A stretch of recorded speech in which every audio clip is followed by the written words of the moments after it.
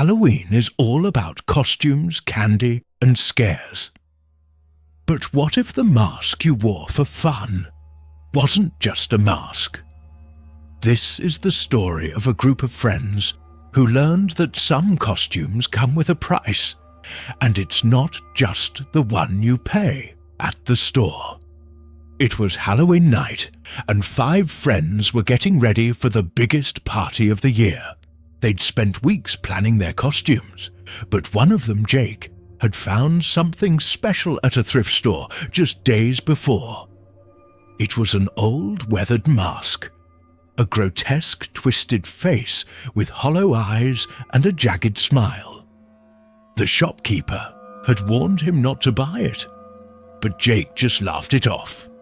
"It's perfect," he said.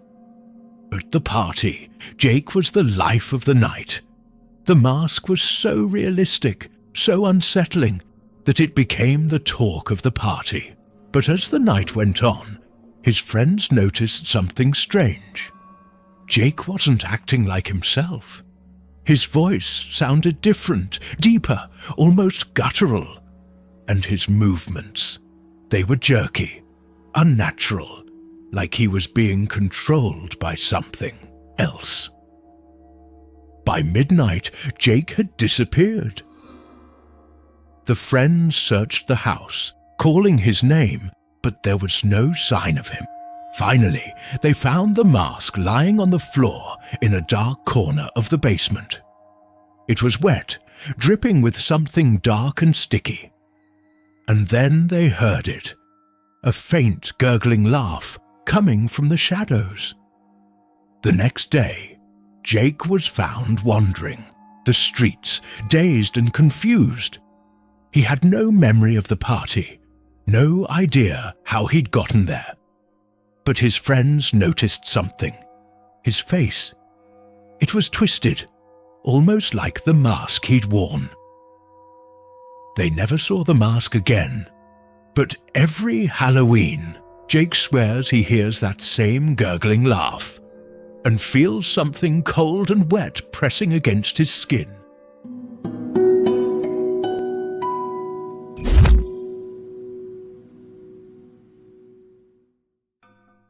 Pumpkin patches are a Halloween tradition. Rows of bright orange pumpkins, hayrides, and hot apple cider. But what if the patch you visited wasn't just growing pumpkins? This is the story of a family who discovered that some traditions are better left untouched. The Miller family had just moved to a small town, and they were excited to experience their first local Halloween. The town's pumpkin patch was famous, with acres of pumpkins and a spooky hayride that promised real scares. But as soon as they arrived, something felt off. The pumpkins were unusually large, their surfaces rough and gnarled, almost like skin. The air was thick with the smell of rotting vegetation, and the workers at the patch seemed strange. Their faces were pale, their eyes hollow, and they spoke in low, monotone voices. The family decided to go on the hayride, hoping to shake off the eerie feeling. But as the tractor pulled them deeper into the patch, the atmosphere grew darker. The pumpkins seemed to watch them as they passed, their carved faces twisting into grotesque smiles. Then the tractor stopped. The driver turned to them, his face blank, and said, "You've been chosen." Before they could react, the ground beneath the hayride began to sink. The family scrambled off, running through the patch as the pumpkins around them began to split open, revealing something dark and writhing inside. They barely made it out alive, but they couldn't shake the feeling that something had followed them home. That night, they found a single pumpkin on their doorstep. It was carved with their faces, and inside was something they couldn't bear to look at. The pumpkin patch closed down soon after, but the Millers still hear the sound of splitting vines every Halloween. and they never carve pumpkins again.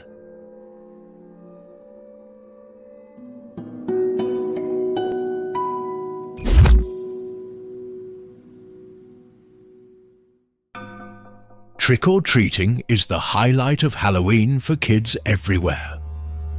But what if one of the kids knocking on your door wasn't really a kid? This is the story of a woman who learned that some visitors don't come for candy.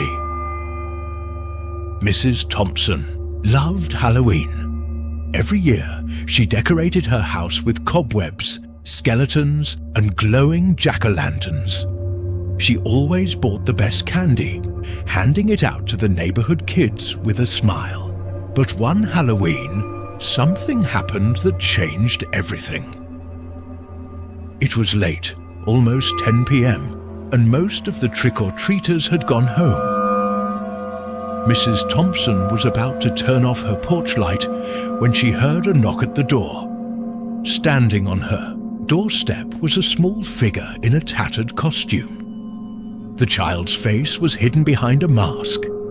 A pale, featureless mask with no eyes, no mouth, just smooth, blank porcelain. Mrs. Thompson felt a chill, but handed the child a handful of candy. The child didn't move. No, thank you, no laughter, just silence. Then, in a voice that sounded far too deep for a child, it said, "I want to play." Mrs. Thompson slammed the door shut, her heart racing. She peered through the window, but the child was gone. Relieved, she went to bed, only to wake up hours later to the sound of footsteps in her hallway. She grabbed a flashlight and crept to her bedroom door. The hallway was empty, but at the end of it, she saw the mask. It was lying on the floor, staring at her with its blank, featureless face. And then she heard it again, that deep, unnatural voice. "I'm still here." Mrs. Thompson moved out of the house soon after, but she still hears that voice every Halloween. And every year, she leaves a bowl of candy on her doorstep, just in case.